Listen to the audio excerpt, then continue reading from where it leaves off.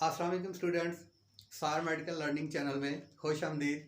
Students, आज हमने pharmacy technician pharmacology का जो हमारा अगला लेक्चर है वो करना है। इससे पहले हम प्रीवियस लेक्चर के अंदर रूट्स ऑफ ड्रग एडमिनिस्ट्रेशन के बारे में पढ़ चुके हैं। इससे प्रीवियस लेक्चर के अंदर हम जो इंटरल रूट है उसके बारे में पढ़ चुके हैं। सबलिंगुअल रूट्स था, ऑरल रूट्स था, उसके बारे में हम पढ़ चुके हैं। स्टूडेंट, एक बात याद रखिएगा, इंटरल रूट्स और पेरेंटल रूट्स के अंदर एक चीज़ कॉमन है, वो है इंटरल। आज का जो हमारा रूट है वो हमने पढ़ना है पेरेंटल रूट, यानी पेरेंटल रूट से जो ड्रग्स दी जाती हैं उसका एडवांटेजेस क्या है, पेरेंटल रूट से कौन सी ड्रग्स दी जा सकती हैं उसका डिसएडवांटेजेस क्या है, और जो पेरेंटल रूट्स हैं उनके हमने टाइप्स के बारे में या पेरेंटल रूट्स की डिटेल आज हम पढ़ेंगे। स्टूडेंट्स, एक बात याद रखिएगा कि इंटरल रूट्स और पेरेंटल रूट्स के अंदर एक चीज़ कॉमन है, वो है इंटरल। वो इंटरल था, ओरल रूट्स था, सबलिंगुअल रूट्स था। ये पेरेंटल रूट्स है। पैरा का मतलब होता है बाईपास करना। इंटरल वो ही जीआईटी को फॉलो करते हुए जो ड्रग्स हमारे हमारे बॉडी के अंदर फार्माकोलॉजिकल एक्शन देने के लिए पहुंचती हैं, जो डिज़ोल्व होकर डाइजेस्टिव सिस्टम के जरिए हमारे सर्कुलेशन के अंदर शामिल होती हैं, वो इंटरल रूट्स था।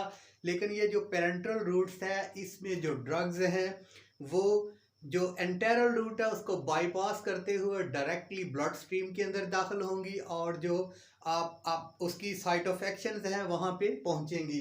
तो स्टूडेंट्स, आप देखते हैं कि पेरेंटल रूट्स के अंदर जो है वो मतलब ये पेरेंटल रूट्स क्यों कर यूज़ किया जाता है ड्रग्स के लिए, हम एंटेरल रूट्स ही क्यों दे रहे थे पेरेंटल रूट्स के। उसके बाद देखेंगे एडवांटेजेस क्या हैं और देखेंगे डिसएडवांटेजेस क्या हैं। इंटरल पेरेंटल रूट्स की बात करें तो सबसे पहले मैंने यहाँ पे कीवर्ड्स जो है वो बुक से लिए हुए हैं, ताकि वो स्टूडेंट्स जो इसको अंडरस्टैंड नहीं कर पा रहे वो थोड़ा आसानी से इसको समझ लें। स्टूडेंट्स, यहाँ पे मैंने कीवर्ड्स जो इस्तेमाल किया हुआ है वो है drug that poorly observed from GIT. ये याद रहे स्टूडेंट्स कि पेरेंटल रूट्स हम उस वक्त इस्तेमाल करते हैं जब कुछ ड्रग्स जो हैं वो हमारे जीआईटी के अंदर जो है उनकी प्रॉपर ऑब्जर्प्शन नहीं होती। ऑब्जर्प्शन से पहले ही वो किसी इंजाइम्स के ज़रिए डिस्ट्रॉय हो जाती हैं, या तो जो है वो उस ऑब्जर्प्शन के बाद जो है वो फर्स्ट पास मेटाबॉलिज्म के अंदर डिस्ट्रॉय हो जाती हैं। ऐसी ड्रग्स को हम जो है वो पेरेंटल रूट से देते हैं ताकि वो फर्स्ट पास मेटाबॉलिज्म के अंदर डिस्ट्रॉय ना हो, ना उनको जो हमारा स्टोमिक है उसका जो गैस्ट्रिक एसिड है या उसका जो मीडियम है वो उसको डिस्ट्रॉय ना करे। तो मोस्टली वो ड्रग हम पेरेंटल रूट से देते हैं जो हमारे जीआईटी के अंदर डिस्ट्रॉय हो जाती हैं, या हमें जो है वो उनकी बायो अवेलेबिलिटी ओरल रूट से देने से बहुत कम मिलती है। सो वो मेडिसिन जो है वो ड्रग्स जो हैं वो हम किस रूट से दे रहे हैं, पेरेंटल रूट से, यानी जीआईटी को बाईपास करके डायरेक्ट ब्लड स्ट्रीम के अंदर वो हम इंजेक्ट कर रहे हैं। सो हेपारिन जो है इसकी एक एग्जांपल है कि जीआईटी से दिया जाए तो हेपारिनेज एक एंजाइम्स है, वो एंजाइम्स इसकी ब्रेकडाउन करता है और इसकी बायो अवेलेबिलिटी जो है वो ब्लड स्ट्रीम तक या साइट ऑफ एक्शन तक पहुंचने से पहले बहुत कम या ख़त्म हो जाती है। इसलिए इसको जीआईटी में देना जो है वो पॉसिबल नहीं है, एंटेरल रूट से देना पॉसिबल नहीं है। इसके लिए हम पेरेंटल रूट इस्तेमाल करते हैं। उसके बाद नेक्स्ट जो कीवर्ड मैंने लिखे हुए हैं, ड्रग्स अनस्टेबल इन जीआईटी। ये मैं आपको बता चुका हूँ कि कुछ ऐसी ड्रग्स होती हैं जो हम अगर इंटरल रूट से देते हैं तो वो हमारे स्टोमिक के अंदर जाके हमारे जीआईटी में डाइजेस्टिव सिस्टम जो है, डाइजेस्टिव सिस्टम में ही कुछ जो ड्रग्स हैं वो डिस्ट्रॉय हो सकती हैं, वो अपनी नेचर खो सकती हैं। उसके बाद अगर वो डिज़ोल्व भी हो जाती हैं, डाइजेस्टेड होने के बाद वो डिज़ोल्व हो जाती हैं, उनकी ऑब्जर्प्शन प्रॉपर हो जाती है, तो हमारा जो लीवर है वहाँ पे सबसे पहले ये हेपेटिक पोर्टल वेन के ज़रिए वहाँ पे पहुँचेंगी, तो वहाँ पे वो मेटाबोलाइज हो जाएंगी और उनका जो थ्रोपेटिक एक्शन है वो बहुत कम हो जाएगा और ड्रग की जो बायोअवेलेबिलिटी है वो ब्लड के अंदर बहुत कम, या साइट ऑफ एक्शन जहाँ पे उसने जाना है, जहाँ पे फार्माकोलॉजिकल एक्शन जाके शो करना है, वहाँ पर ड्रग की जो बायोअवेलेबिलिटी है बहुत कम होगी या बिल्कुल नहीं होगी। इसलिए ऐसी ड्रग्स को हम इंटरनल रूट से नहीं बल्कि पैरेंटल रूट से देते हैं। जिस तरह के इंसुलिन है, जो हमारा गैस्ट्रिक एसिड है, गैस्ट्रिक एसिड एंजाइम्स है, ये गैस्ट्रिक एसिड है, और ये इसको इंसुलिन जो अगर हम ओरल रूट से देते हैं डाइजेस्टिव सिस्टम के अंदर मोस्टली जो इंसुलिन है वो डिस्ट्रॉय हो जाती है, इसलिए इंसुलिन को हम जो है वो पैरेंटल रूट से देते हैं। उसके बाद नेक्स्ट कीवर्ड मैंने यूज़ किया है यूज़ इन अनकॉन्शियस पेशेंट। देखें, एक पेशेंट है आपके पास, वो अनकॉन्शियस कंडीशन में है, वो बेहोश हुआ है। अब उसको जो आप एंटेरल रूट है वो इस्तेमाल नहीं कर सकते, वो पेशेंट मेडिसिन आपकी ड्रग जो है वो नहीं ले रहा, तो हम उसको अनकॉन्शियस पेशेंट को पैरेंटल रूट से ड्रग जो है वो दे सकते हैं। इसलिए पैरेंटल रूट्स जो है ये अनकॉन्शियस पेशेंट के लिए जो है वे इफेक्टिव रूट ऑफ एडमिनिस्ट्रेशन है। सो आगे जो अगला कीवर्ड है, अब इसका और क्या फ़ायदा हो सकता है, ये है required a rapid onset of action.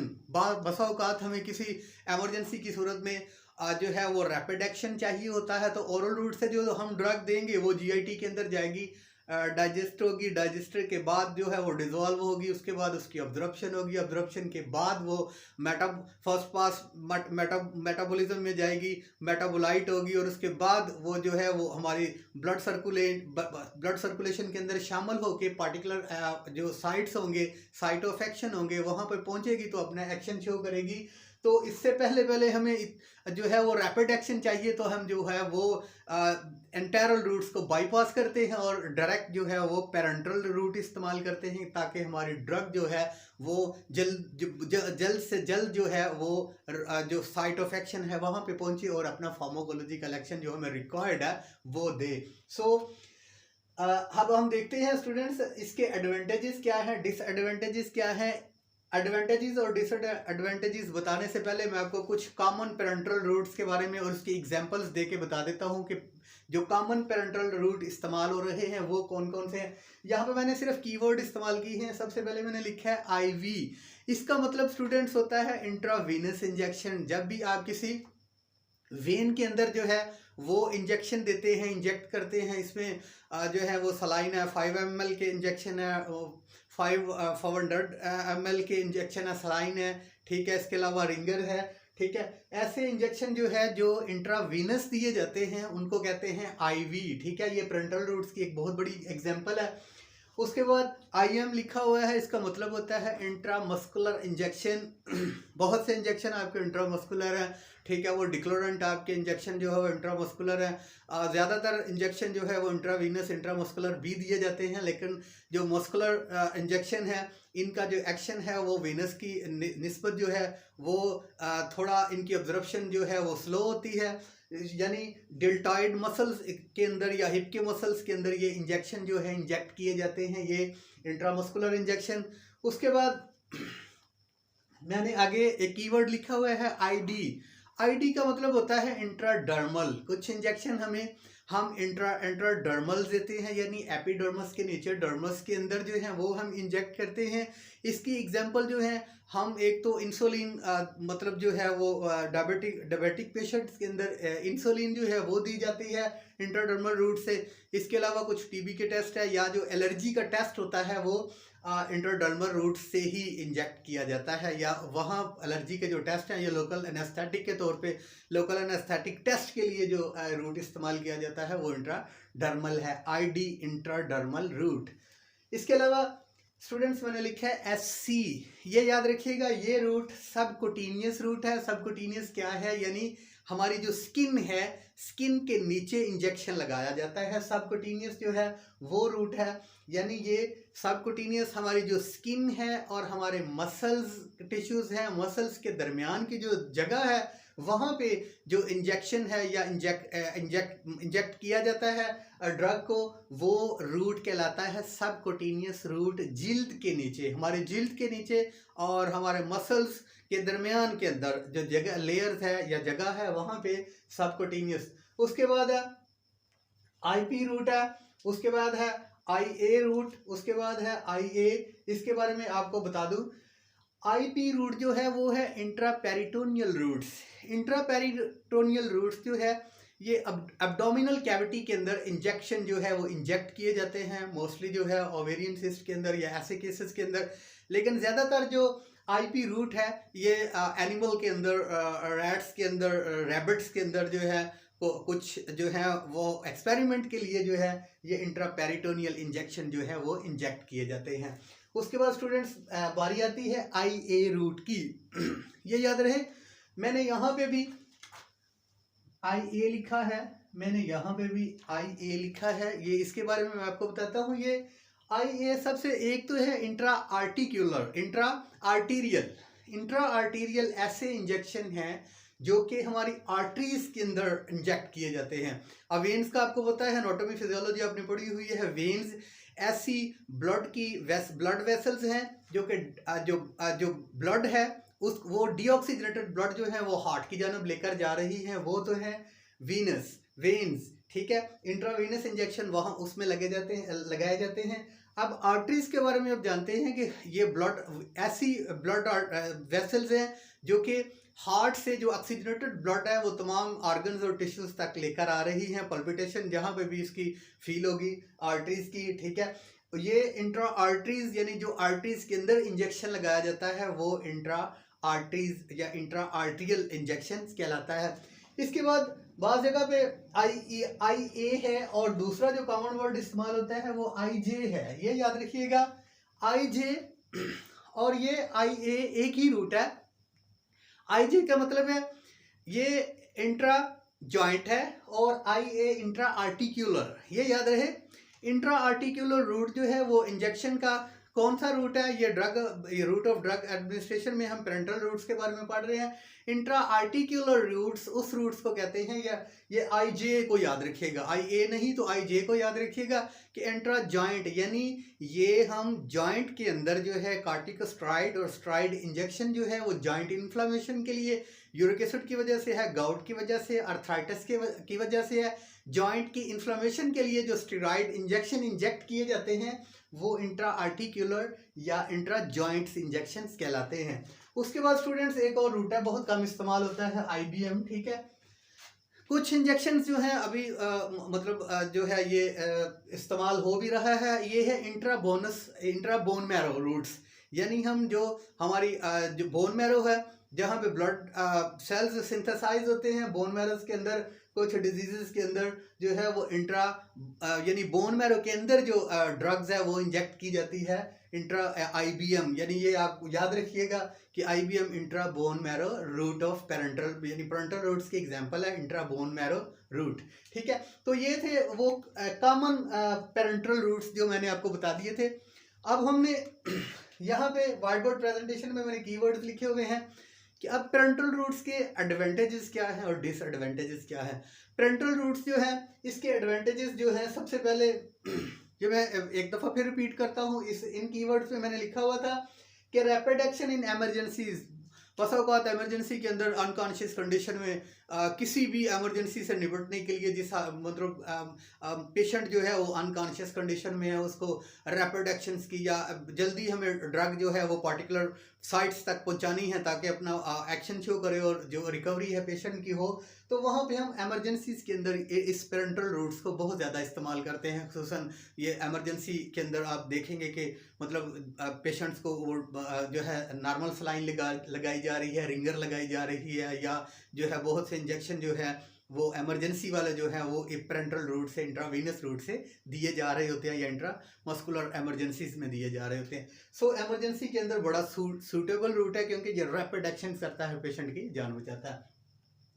अब इसका एक फ़ायदा ये है कि dose can be accurately delivered. मैंने इससे पहले भी आपको बताया था कि GIT के अंदर एक प्रॉब्लम है, GIT रूट जो हम इस्तेमाल कर रहे हैं खुसूसन इंटरल रूट, उसमें जो ड्रग है उसने क्या करना है, वो ड्रग आपने ओरली लेनी है, उसने स्टोमिक के अंदर जाना है, उसने ड्रग ने डिसइंटीग्रेट होना है उसके बाद उसने डिज़ोल्व होना है, डिज़ोल्यूशन के बाद उसने क्या करना है, उसकी ऑब्जर्प्शन होगी, ऑब्जर्प्शन के बाद वो ड्रग सबसे पहले जो है फर्स्ट पास मेटाबॉलिज्म उसका होगा लीवर के अंदर। जो भी हम डाइट ले रहे हैं उसके साथ ही वो मिलके लीवर के अंदर जाएगी और लीवर के अंदर जाके बहुत ज़्यादा जो मिकदार में ड्रग है वो जो है वो मेटाबोलाइज हो जाती है, और मेटाबोलाइज हुई ड्रग जो है वो अपना फार्माकोलॉजिकल एक्शन शो नहीं करती। इसकी कम मिकदार जो है वो हमारे जो साइट ऑफ एक्शन है वहाँ तक पहुँचती है, यानी इसकी जो इंटरनल रूट है उसकी ड्रग की बायोअवेलेबिलिटी जो है वो 100% साइट ऑफ एक्शन पर नहीं पहुँच सकती। सो इस रूट का एक ये फ़ायदा है कि इसकी जो ड्रग में जो इंजेक्शन हम देते हैं वो मोस्टली एक्यूरेट जो है वो ड्रग की अमाउंट जो है वो मुकम्मल जो डोज है वो साइट ऑफ एक्शन पे पहुंच के अपना फार्माकोलॉजिकल एक्शन शो करती है। सो इसका मतलब ये हुआ कि ये एक्यूरेटली डिलीवर्ड होती है और एक्यूरेटली अमाउंट के अंदर जो है वो पार्टिकुलर साइट पे पहुंच के अपना फार्माकोलॉजिकल एक्शन शो करती है, फर्स्ट पास मेटाबॉलिज्म से गुजरती नहीं, ना ये मेटाबोलाइट होती है। उसके बाद तीसरा इसका फायदा ये है कि suitable for drug that not observed GIT. मैंने आपको बताया कि कुछ ड्रग जो हैं वो जीआईटी के अंदर उसकी ऑब्जर्प्शन ही नहीं है, ऑब्जर्प्शन होने से पहले ही डिस्ट्रॉयड हो जाती हैं, या फर्स्ट पास मेटाबॉलिज्म के दौरान ही डिस्ट्रॉय हो जाती हैं, या कुछ ड्रग्स ऐसी हैं जिनकी ऑब्जर्प्शन ही नहीं जीआईटी करती। तो ऐसी ड्रग्स को देने के लिए जो है हम ये जो पेरेंटल रूट्स है उसको इस्तेमाल करते हैं ताकि जीआईटी को बाईपास करे और डायरेक्ट जो है ब्लड स्ट्रीम के अंदर जाए, ब्लड सर्कुलेशन के अंदर जाके जो हमारे साइट ऑफ एक्शन है वहाँ पे जाके अपना एक्शन शो करे। उसके बाद जहाँ पे इसके एडवांटेजेस हैं कुछ डिसएडवांटेजेस भी हैं, वो डिसएडवांटेजेस का भी जिक्र करते हैं। ये पहला मैंने एडवांटेज कीवर्ड इस्तेमाल करते हुए लिखा है कि rapid absorption lead adverse effect.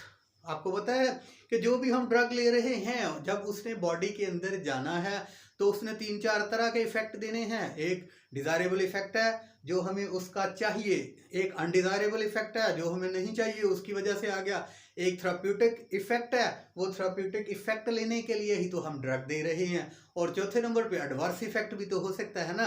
अब इस तरह होता है कि अगर हम यानी इसकी ऑब्जर्प्शन रैपिड हो जाती है और फिर एडवर्स इफेक्ट जो है वो भी रैपिड शो हो जाता है। यानी जीआईटी के अंदर अगर हम इंटरनल रूट से दे रहे हैं कुछ डाइजेस्ट होगी, कुछ फर्स्ट पास मेटाबॉलिज्म के दौरान जो है वो मेटाबोलाइज हो जाएगी, जो कुछ ड्रग की अमाउंट जो है वो साइट ऑफ एक्शन पे पहुंचेगी, वहाँ पे अगर उसने एडवर्स इफेक्ट शो किया तो उसकी बायोअवेलेबिलिटी ही कम होगी।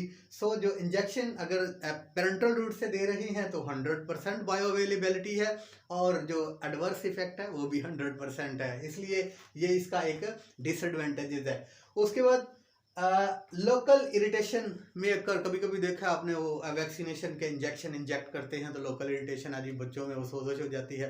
कभी कभी ऐसा होता है कि वो बड़ों में भी कुछ डिक्लोरन टाइप के या कुछ इस तरह के इंजेक्शन लगाए जाएं तो वो लोकली तौर पे जो है ना वो इरिटेशन वहाँ पे हो जाती है, इन्फेक्शन वगैरह काज हो सकती है। इसके अलावा इरिवर्सेबल जो यहाँ मैंने कीवर्ड इस्तेमाल किया है इरिवर्सेबल का मतलब है कि आप जीआईटी के जरिए जिस ड्रग को दे रहे हैं अगर उसका एडवर्स इफेक्ट है तो आप उसको एंटीडोट देके, ऐसी ड्रग देके जो उसके असर को ख़त्म करेगी, आप उसके जो एक्शन है उसको रिवर्स कर सकते हैं किसी हद तक। लेकिन इसकी जो बायोअवेलेबिलिटी है 100% है, एडवर्स इफेक्ट 100% है। एक दफ़ा आपने इंजेक्शन ब्लड के अंदर इंजेक्ट कर दिया तो वो इरिवर्सेबल होगा, आप उसको कैसे रिवर्स कर सकते हैं। वो उसने अगर एडवर्स इफेक्ट देना है तो एडवर्स इफेक्ट देगा, अगर उसने डिज़ायरेबल इफेक्ट देना है वो भी दे देगा, अनडिज़ायरेबल इफेक्ट भी दे सकता है, थेरेपेटिक इफेक्ट तो देने के लिए ही दिया हुआ है। इसलिए ये इरिवर्सेबल इफेक्ट जो है ये इसका इरिवर्सेबल जो हमारा पेरेंटल रूट्स का इंजेक्टेबल फॉर्म है, इसमें हम जो ड्रग है उसको रिवर्स नहीं ले सकते। उसके बाद ये कॉमन जो डिसएडवांटेज है जी, पेन कॉज होती है, इंजेक्शन लगाएं तो बच्चे भी डर जाते हैं, बड़े भी ये हमारे नीडल से डर जाते हैं, पेन। उसके बाद फियर है, बच्चों में भी मतलब फियर होता है, लो ये जो इंजेक्शन लगने लग गया ये नीडल की हमें पेन होगी। उसके बाद जो है ये जो है वो लोकल इन्फेक्शन भी हो सकती है। स्टूडेंट्स ये था हमारा पेरेंटल रूट्स, हमने इसके रूट्स के बारे में इसका इंट्रोडक्शन किया। उसके बाद हमने इस रूट्स की एग्जांपल्स के बारे में पढ़ा। उसके बाद हमने एडवांटेजेस जो थे पेरेंटल रूट्स के वो पढ़े, और डिसएडवांटेजेस थे। अगले लेक्चर के साथ इंशाल्लाह दोबारा हाज़िरी होगी। अस्सलाम वालेकुम।